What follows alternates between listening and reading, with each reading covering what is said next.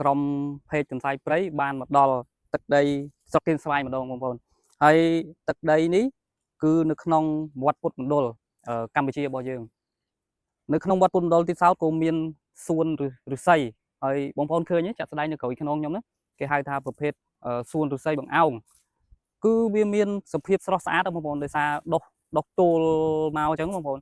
ទូលចូលគ្នាហើយដើមឫស្សីនេះទៀតសោតគឺមិនមែនដុះដោយធម្មជាតិទេណាបងប្អូនគឺយើងដុះដោយការរៀបចំដាំគឺស្រស់ស្អាតមែនទែនស្រស់ស្អាតដោយសារតែប្រភេទដើមនេះគឺដើមរបស់គាត់ដើមប្រភេទដើមឫស្សីនេះបងប្អូននេះបងប្អូនគឺដើមវាទូចអញ្ចឹងតែម្ដងអត់មានប្រភេទធំដូចជាឫស្សីប្រភេទគេហៅថាឫស្សីស្រុកឬឫស្សីព្រៃរបស់យើងទេមានថាឫស្សីប្រភេទបង្អោងនេះគឺជាឫស្សីសម្រាប់ដាំធ្វើសួនដែលយើងកែច្នៃមកឲ្យវាដុះចាក់ចូលគ្នាមកធ្វើដូចជា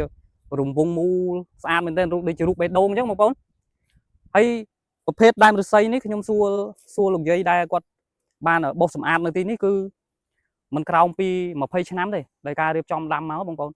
ហើយនៅក្នុងទឹកដីនៃវត្តពុទ្ធមណ្ឌលនេះតែម្ដងបងប្អូនឃើញពេលដែលបងប្អូនមើលពីក្រោយក្នុងខ្ញុំទៅឃើញវាស្អាតបងប្អូនដុះចាក់ចូលគ្នាតែម្ដង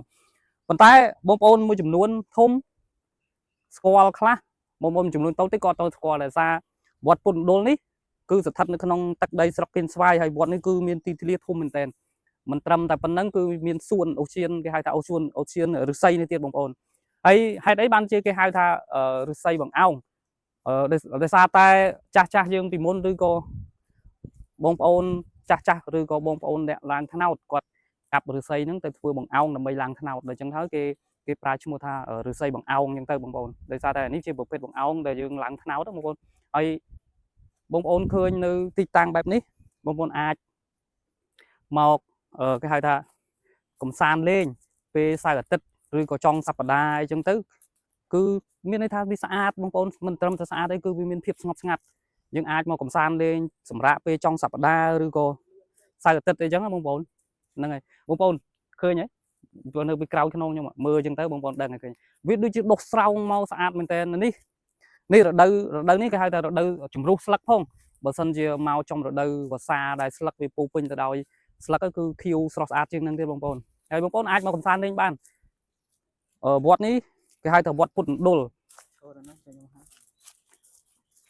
វត្តពុទ្ធមណ្ឌលដែលស្ថិតនៅក្នុងទឹកដីស្រុកគៀនស្វាយនេះទៀតសោតបងប្អូនហ្នឹងហើយបងប្អូនអាចមកកំសាន្តលេងបានព្រោះទីតាំងនេះគឺចិត្តនឹងទេបងប្អូនហើយនៅក្នុងកន្លែងព្រៃឫស្សីនេះគឺវាមានភាពស្ងប់ស្ងាត់ដោយថាបងប្អូនតែចូលចិត្តមានភាពស្ងប់ស្ងាត់ហើយមានដើមឫស្សីឬក៏ធម្មជាតិបែបនេះបងប្អូនច្បាស់ជាចូលចិត្តបងប្អូនអាចអញ្ជើញមកបានពីក្រុមការងារទុនសាយព្រៃដែលបានផ្តិតទស្សនវិជ្ជានៅក្នុងអូសៀនឫស្សីនៅក្នុងវត្តពុទ្ធមណ្ឌលពេលនេះដែលមានទីតាំងស្ថិតនៅក្នុងស្រុកគៀនស្វាយខេត្តកណ្ដាលនៅពេលនេះក៏ឈានដល់ទីបញ្ចប់រាល់កំហុសខុសឆ្គងសូមបងប្អូនខន្តីអភ័យទោសសូមអរគុណសូមគោរពលា